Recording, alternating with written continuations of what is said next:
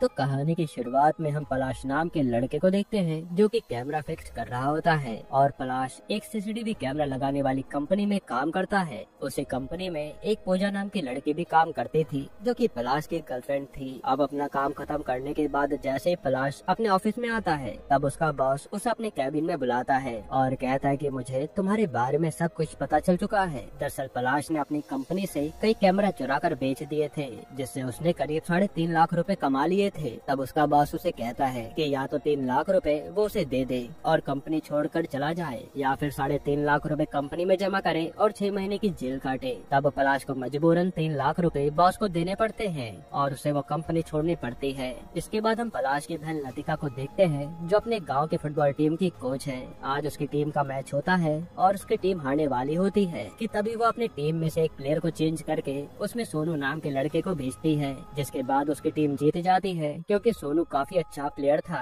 और लतिका मैच जीतने से काफी खुश हो जाती है। इसके बाद हम देखते हैं कि कुछ दिनों पहले एक टीचर ने लतिका के साथ बदतमीजी की थी। तब लतिका ने उसके खिलाफ कंप्लेन करवा दी थी और अब वो टीचर बार बार लतिका को धमका रहा होता है कि वो अपनी कंप्लेन वापस ले ले। वहीं लतिका ने लोन के लिए अप्लाई किया हुआ था लेकिन जिस टीचर के खिलाफ उसने कंप्लेन करी थी उसके स्कूल के ट्रस्टियों में काफी जान पहचान थी जो कि लतिका को स्कूल से लोन अप्रूव होने नहीं दे रहा था। उसका कहना था कि वो पहले उसकी कंप्लेन वापस ले ले तब उसका लोन अप्रूव हो जाएगा। अब अगले दिन लतिका स्कूल जाने के लिए तैयार हो रही होती है कि तभी वहाँ पर एक आदमी आता है जो कि उनके घर पर कब्जा करने के लिए कह रहा था। दरअसल लतिका ने उस आदमी से 9 लाख रुपए का कर्जा लिया था और अपने घर को गिरवी रखवा दिया था। तब ये बात जैसे उसकी माँ और दादी को पता चलती है तो उन दोनों के होश उड़ जाते हैं क्योंकि घर तो दादी के नाम था और लतिका ने नकली सिग्नेचर करके उस घर को गिरवी रख दिया था। तब वो आदमी लतिका को कहता है कि वो उसके 9 लाख रुपए लौटा दे वरना वो उसके घर पर कब्जा कर लेगा, जिस पर लतिका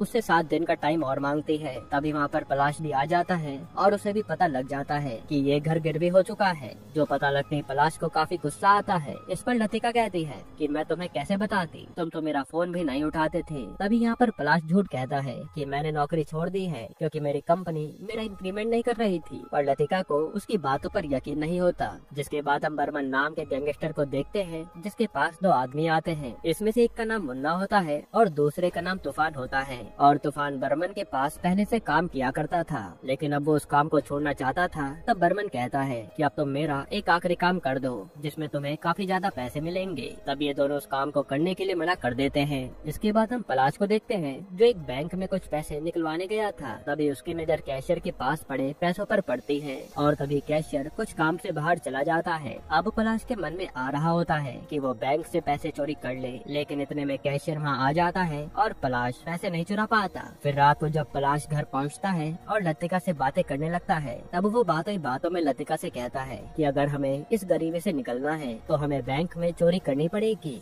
ये सुनकर लतिका भड़क जाती है और पलाश को खूब डांटती है कि क्या तुझे हम दोनों चोर नजर आते हैं। साथ ही लतिका को ये भी पता चल चुका था कि पलाश शहर से क्या कांड करके आया है जो कि उसने पूजा को कॉल करके पूछ लिया था।